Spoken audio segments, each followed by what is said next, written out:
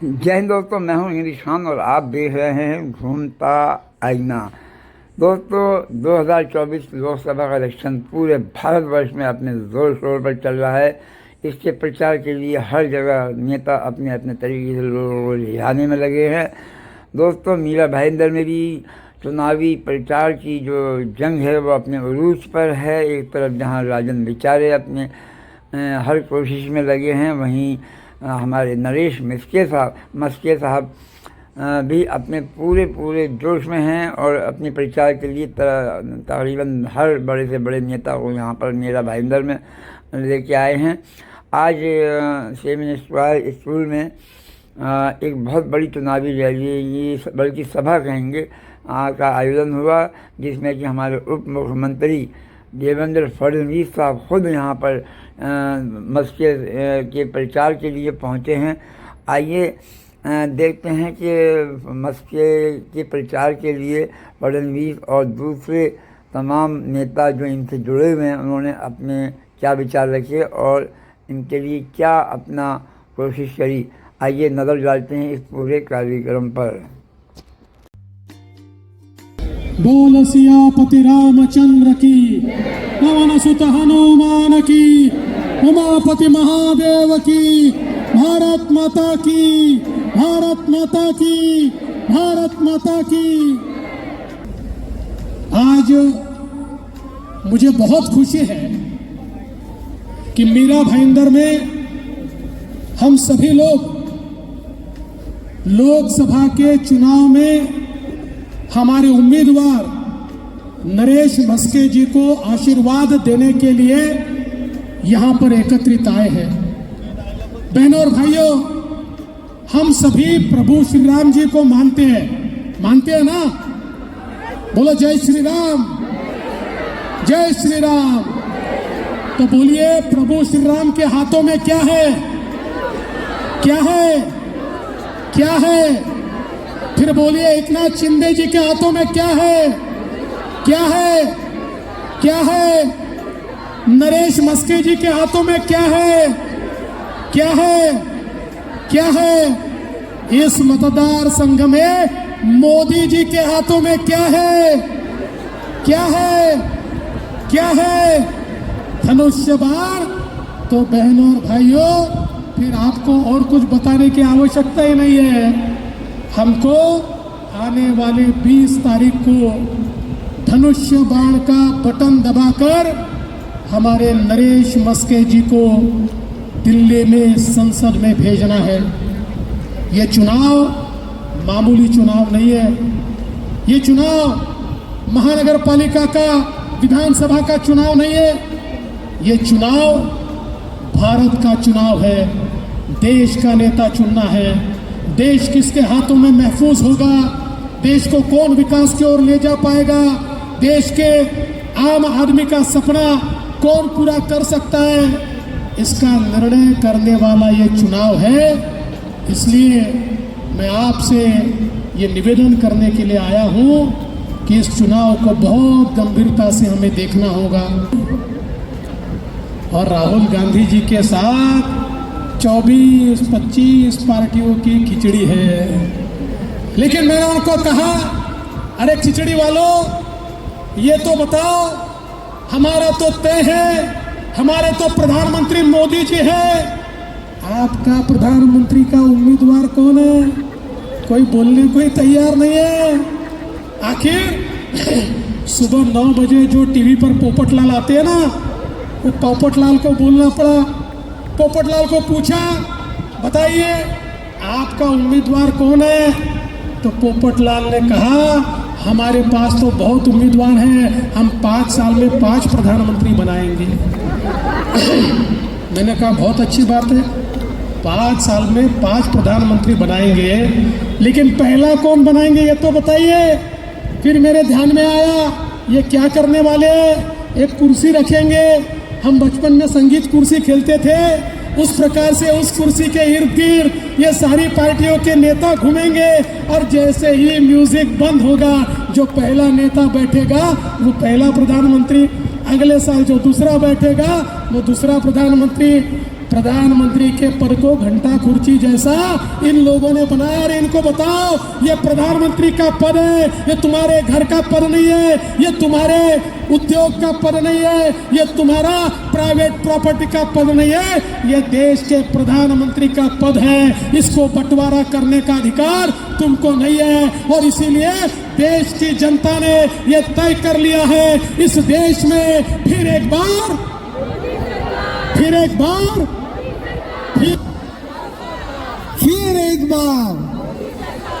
जय श्रीराम।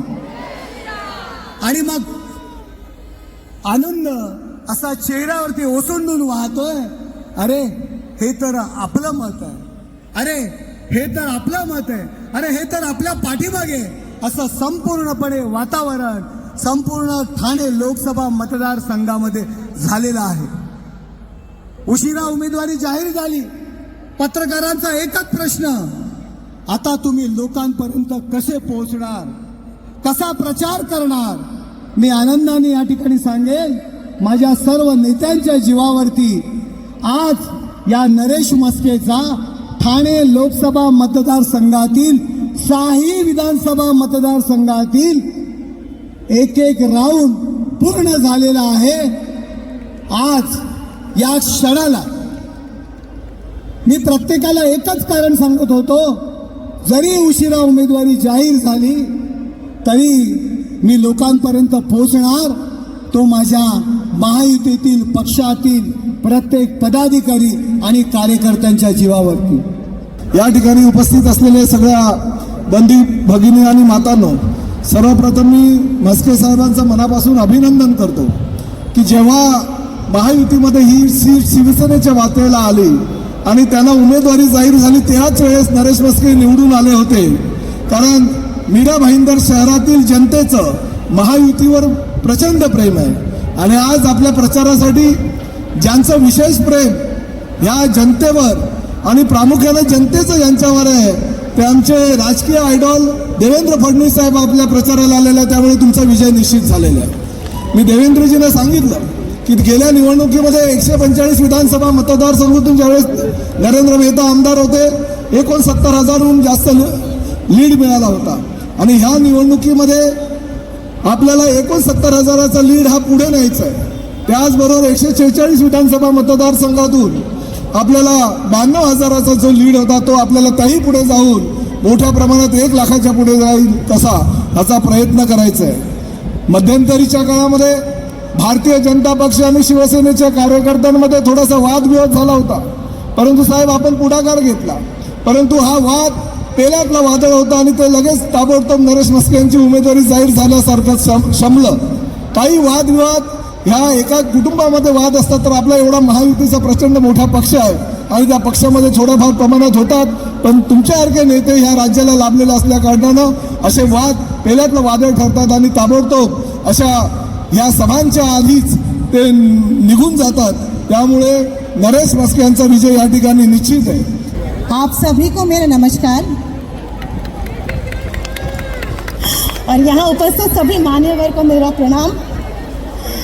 ये मेरा सौभाग्य है कि आज देवेंद्र फडणवीस जी की उपस्थिति में, मेरे भाई श्री नरेंद्र मेहता की उपस्थिति में ये एक राजनीतिक मंच पर मेरा पहला राजनीतिक कार्यक्रम है। भाजपा परिवार की सदस्यता ग्रहण करने के बाद तो मैं आप सबसे आग्रह करती हूँ कि आप सब मुझे अपना आशीर्वाद दीजिए और हम सब मोदी जी का परिवार है कि नहीं? तो मैं आज गर्व से कहती हूँ कि मैं मोदी भक्त हूँ, पूरी तरह से मोदी भक्त हूँ।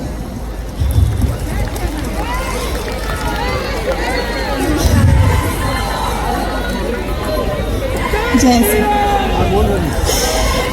मोदी जी तक अगर हमें अपनी आवाज पहुंचानी है तो नरेश म्हस्के जी हमारा उन तक का लिंक है। तो मैं आप सभी से आग्रह करती हूं कि आप सब प्लीज इस बार जाकर 20 तारीख को वोट कीजिए। मोदी जी तो आएंगे ही, लेकिन हमें उन्हें भारी तादाद से लाना है।